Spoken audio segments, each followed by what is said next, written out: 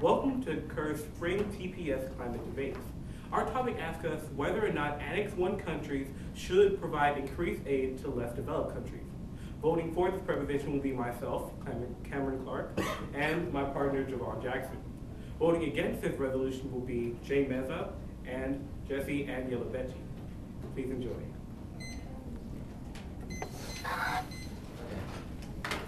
When the first order was supposed to win. No? Okay. So I guess I'll begin with the first question. How are we going to be increasing the infrastructure of these countries, like your contention to says, if we're only giving them aid towards specifically climate aid adaptation? Right now in the status quo, climate aid adaptation is the most important thing that we can solve, seeing that it's so global in nature. Didn't you say that the most important thing was solving for infrastructure? We said that we have to be able to help their infrastructure in order for them to be able to combat climate change. Okay. Sort of like they have to do one thing in order to combat the greater. Okay, so the only self-sustainable way then is to improve the infrastructure instead of putting it into climate aid adaptation. Which we agree with. We feel that they should be able to increase their infrastructure, but we feel that while they're doing that, these Annex 1 countries should give them increased aid in order to bolster them up in order to combat climate change. So haven't you basically conceded a case? We haven't conceded your case, first of all, because there's no case for us to have conceded, but then secondly, because we brought up the argument first, saying that these less developed countries should be able to work in order to become more stable before combating climate change. In a way, you sort of agree with what we already stated. Also, wouldn't you guys agree that if there was someone more suitable to do a job, that we let them do the job instead of like getting a milkman to take out the garbage?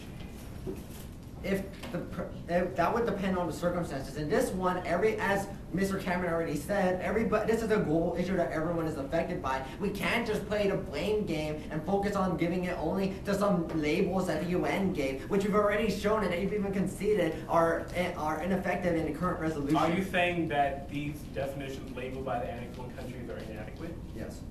Then why would we be debating the resolution if they were? Because the point of you're supposed to be defending that all of the Annex 1 countries are supposed to be providing climate aid. We're saying that the label is ineffective and that it doesn't group the correct countries together. And as a result, those Annex 1 countries labeled under the UN are not what should be giving climate aid. So you would agree that developed countries are more developed than less developing countries, right? No. Okay, why? As we've already said during the NC, many developing countries are actually becoming major superpowers inside of the world, and many developed countries are actually not that developed at all in comparison to them. That's Okay, so when it comes to looking at the greater goal here and who's going to save more lives in the end, wouldn't it be better for us to use the funding that would be used for the climate adaptation for something else that would save more lives in the future? I'll go ahead and answer that question. Absolutely not. We see that we have to combat global warming and climate change first before we can combat something that might not technically be a global effect. For instance, I'll make the example that I did earlier, saying that the medical aid for a certain country does not outweigh global warming. This debate boils down to what an annexed country should do and what it should not do. First, they said that we conceded their case, but there's not really any case that we are able to concede. They have defended a drop case since the end of the second negative speech. Secondly, they make a clear-cut concession of our observation 2, which answers their claims about Brazil. These countries have received aid because they need it. If they did not need it, then they would have already been labeled as an Annex 1 country. Secondly, we see that it's so very important that we understand the differentiation between Annex 1 countries and less developed countries. These Annex 1 countries are able environmentally, not generally economically, but have the climate change awareness to be able to give increased aid to these less developed countries who might not be able to combat it in the same way. For this reason, we see that these Annex 1 countries are able to give significantly increased aid, not just the regular aid that they've been getting in the status quo, but an increased amount in order to prevent climate change.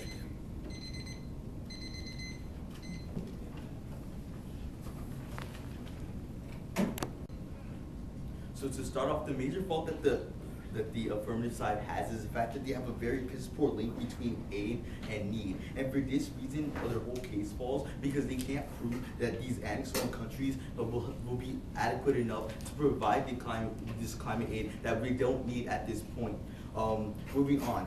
First of all, we accept the next side because we have a better outlook for the future. We save much more lives than the affirmative will ever be able to save because they never give an actual number or logical analysis of how they'll be able to save lives in the future.